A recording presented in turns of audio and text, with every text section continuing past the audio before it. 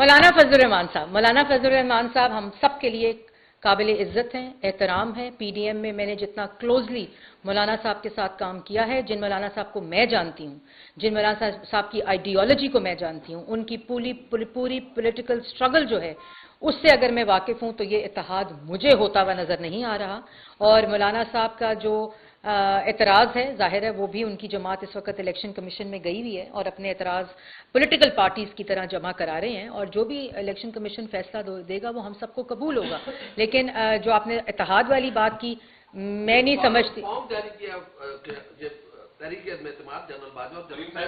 جی، وہ انہوں نے کہا کہ کوئی میٹنگ ہوئی تھی اور اس میٹنگ میں یہ ساری بات ہوئی۔ میں اس میٹنگ میں ووٹ آف نو کانفیڈنس کے وقت بہت قریب سے چیزوں کو دیکھ رہی تھی بطور ترجمان پاکستان مسلم لیگ نون، اور میں پارلیمنٹ میں دی تھی، پورا ووٹنگ پروسیس دیکھا، submission of the vote of no confidence دیکھا۔ اس کے اندر میں کسی ایسے انسیڈنٹس